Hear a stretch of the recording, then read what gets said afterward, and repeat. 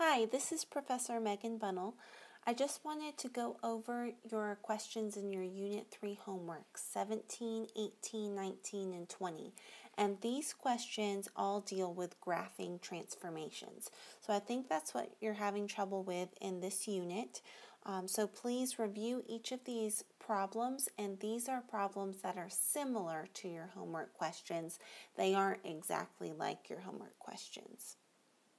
If you have any questions after each problem, please feel free to email me and we'll see if we can speak or email each other to end your confusion on these problems. Okay, the first question is question 17, and it says use the graph of y equals f of x to graph the function g of x equals negative f of x minus 1. So g of x is just a transformation of f of x. And here, this blue graph represents f of x. Now, if we look at g of x, our transformation, we can see that a negative is being applied to f of x. Whenever we have a negative in front of the f of x, that means that our graph is going to be reflected across the x-axis.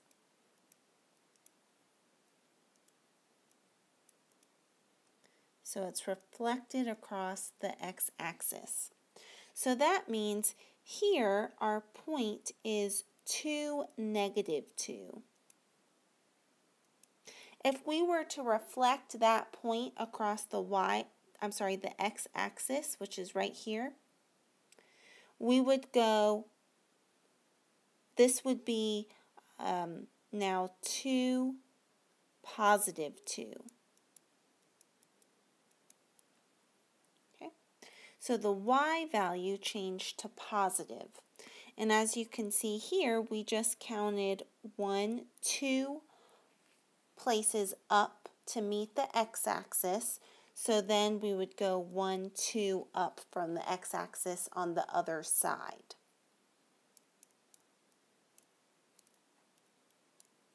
All right, so our point is now 2, 2. If we look at this point, we have negative 2, negative 2. But again, we're reflecting across the x-axis, so we need to change that y to a positive. So now we have negative 2, 2. And we can connect the dots, and that will be our graph that's reflected across the x-axis. Now we have a minus 1, and this minus 1 tells me that I'm going to move down 1 unit.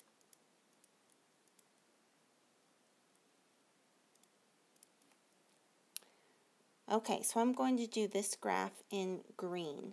So I'm going to take the purple graph, that new graph, and just move all the points down 1 unit.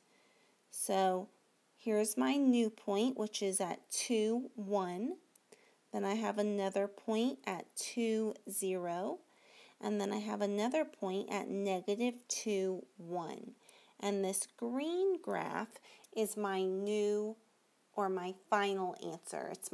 It's the graph of g of x. It's my final answer.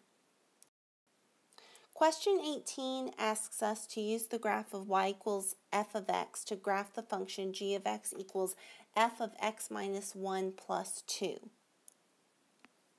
So if we look at the transformations, this minus 1 in parentheses tells us that we're going to have a horizontal movement. So we're going to move from either to the right or to the left.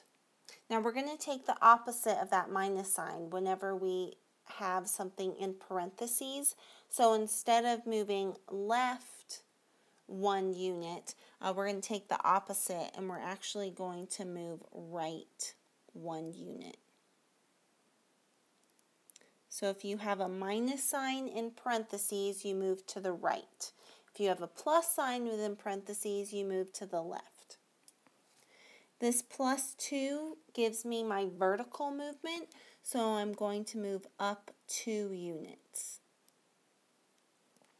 All right, for this one, I'm just going to move the points or graph my g of x in one transformation. So like with the other problem, I had the purple graph and then we did the green graph. I'm going to do this transformation all in one movement. So I'll show you what I mean. We're going to look at each point of this graph. So first I'm going to take 4, 0. That's a point. And my problem tells me to move right 1 unit and then up 2 units. So I'm going to move to the right 1 unit and then up 2 units. So my new point is at 5, 2. Okay. So I just did both transformations there. Now I'm going to do the same with this point. So this point is 2, 4. So I'm going to move to the right 1 unit and up 2 units. So now my final point is 3, 6.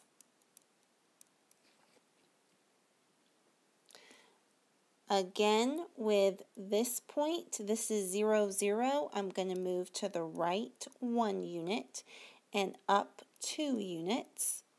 So now my new point is 1, 2. Now I'll look at this point down here, which is -2, -4. And I'm going to move to the right and then up 2 units. So now I have -1, -2 is my new point. And then lastly, I have -4, 0. So I'm going to move to the right 1 unit and up 2 units. And my new point there is -3, 2. Okay, so now we have all of these new points, and those are those green dots. And we're just going to connect the dots in the same shape as the original graph to make our transformed graph, or our graph of g of x. So these two will be connected, then we'll have these two, and it will go all the way down and then go up. So that black graph, if you can see it, I'll try to highlight it here, is the graph of g of x, and that is our final answer. Our next problem is use the graph of y equals f of x to graph the function g of x equals f of -x plus 2. The negative sign is being applied to the x, so that's within the function f of x. Whenever we have a negative sign within the function, that means that we are going to reflect our graph across the y-axis.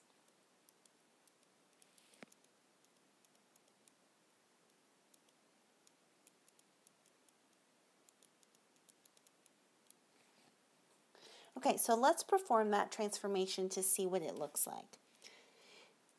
If we take each point, first we'll look at 4, 0. So if we take 4, 0 and reflect it across the y-axis, that means that the x will change to negative. So our new point is -4, 0. So our new point is right here. And then if we look, we did have a point there at -4, 0. So that means that we are also going to have another point here as well. So those points just switched places, but the graph is still on those 2 points. If we look at the center, this is 0, 0. And that just stays the same. Because 0, 0, if you take the opposite of 0, that's just 0. So that point stays the same. Now if we look at 2, -2. this point right here, 2, negative 2. We're going to change that x to a negative, so this will be negative 2, negative 2. And now our new point is right here.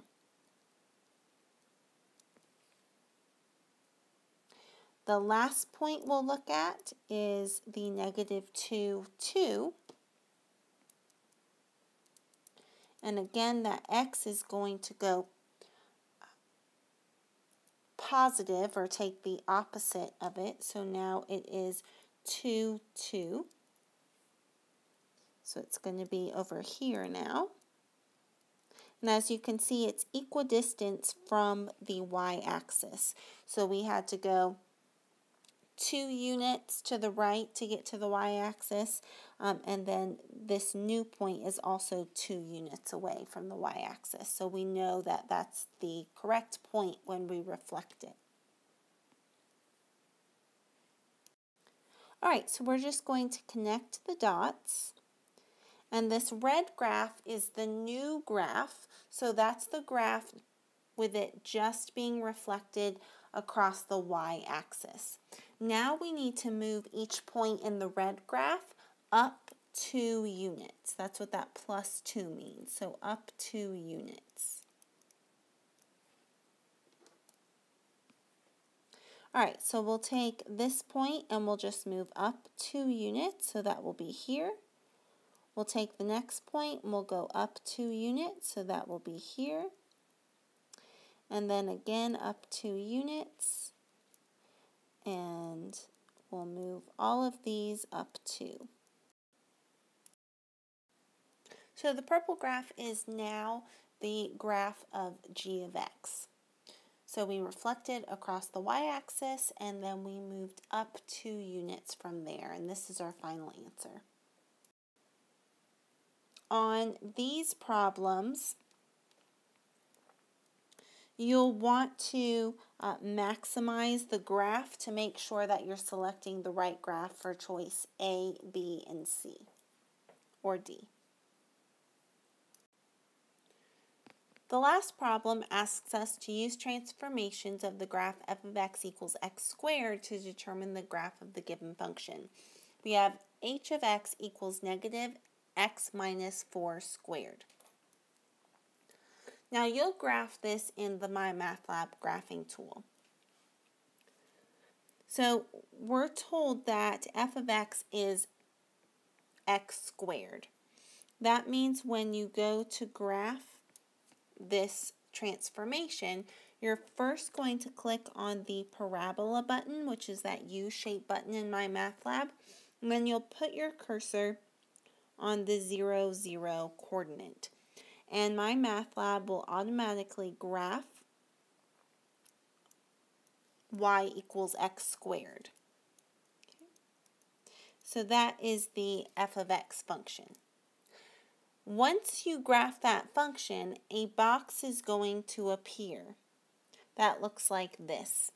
And you'll complete that box to instruct the computer to graph your transformation. So you won't actually be plotting the transformation points. You'll just be inputting the transformations within this box, and then the computer will automatically graph that transformation. So this negative sign outside tells us that we are going to reflect across the x-axis. So that means we're going to check this box here.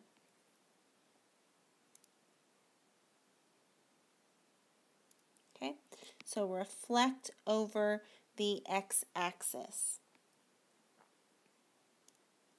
Now, if we look at our problem, we see that there is a negative 4 inside the parentheses. So we'll do the opposite of negative. So that will be a positive 4. So that means we're going to have a horizontal movement, positive 4 units. So that means we're going to move to the right 4 units. So now in the horizontal shift box, instead of a 0 there, we'll erase that 0